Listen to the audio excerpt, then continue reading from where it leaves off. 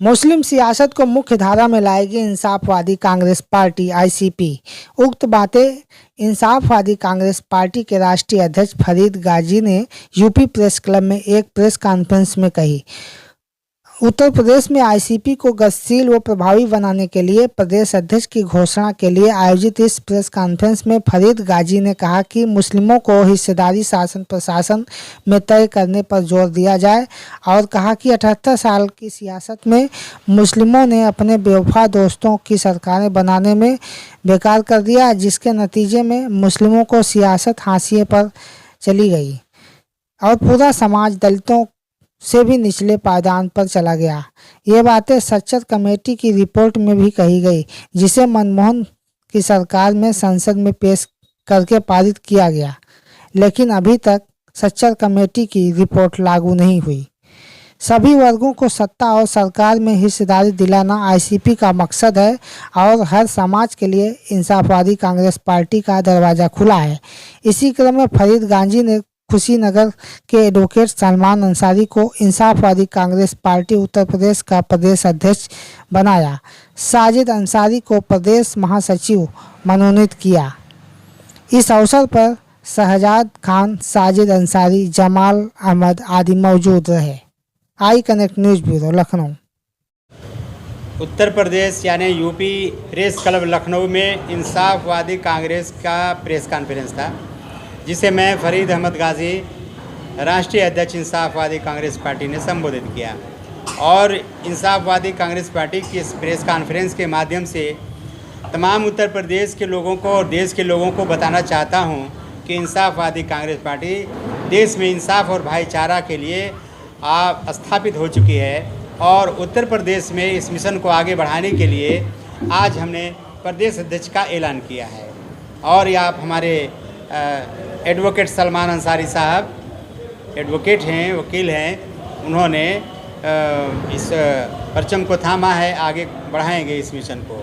इस तरीके से हमारे प्रदेश के महासचिव के पोस्ट पे और ज़िम्मेदारी पे साजिद अंसारी साहब आए हैं और हम लोग मिल कर के पूरे उत्तर प्रदेश के गांव-गांव में, ज़िले में, विधानसभा स्तर तक जन जन तक पहुंचाने का काम किया जाएगा। कांग्रेस पार्टी का भी नाम हुआ है इंसाफवादी कांग्रेस पार्टी। जी, नाम रखते समय आपने क्या सोचा था? क्या कांग्रेस पार्टी से भी जुड़ने का ऐलान कर रहे हैं भविष्य में या कुछ और आपका मन था? देखिए, ये तो मैं कांग्रेस में 10 साल कांग्रेस में रहा हूँ और यूपी कांग्रेस का माइनॉरिटी का मैं वाइस चेयरमैन था और प्रदेश का संयोजक कन्वीनर भी रहा। लेकिन पार्टी नाम जो कांग्रेस है, कांग्रेस कोई बुरा नाम नहीं है और एक नाम की पार्टी एक ही होती है, लेकिन अब उसमें इंसाफवादी मैंने जोड़ा है ताकि इंसाफवादी कांग्रेस पार्टी हम लोगों को बता सके कि हमारी पार्टी इंसाफवादी कांग्रेस पार्टी है। तो इंसाफवादी कांग्रेस पार्टी कांग्रेस से जुड़ी हुई नहीं है।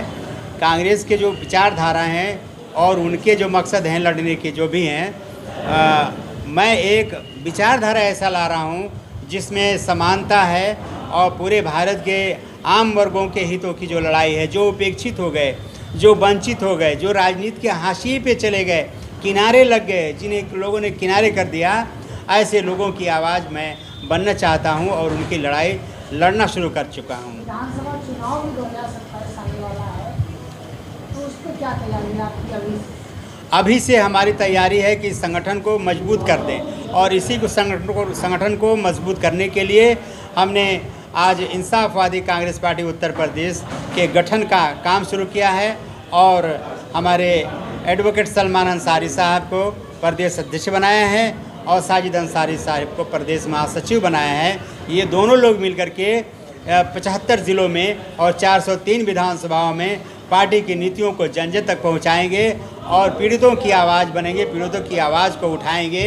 ख़ास तौर से मैं आपको आपके चैनल से, चूँकि आप आए हमारे में, आपका बधाई है, स्वागत है कि आपने इस आवाज़ को एक आवाज़ आगे बढ़ाने का काम किया है, सोचा है। तो ये एक ऐसी आवाज़ है जो पीड़ितों की आवाज़ है।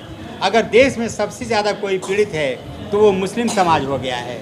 सच्चर कमेटी ने कहा है, सच्चर कोई मामूली आदमी नहीं थे, चीफ जस्टिस थे सच्चर, उन्होंने एक कमेटी बनाया, एक आयोग का गठन किया, कांग्रेस ने किया। मनमोहन सिंह की सरकार में वो रिपोर्ट पूरी हुई और संसद में पेश की गई, लोकसभा में पेश की गई और उसे पारित किया ध्वनिमत से कि सच्चर ने जो कमेटी बनाया, जो रिपोर्ट बनाया वो सही है और तथ्यों के आधारित है।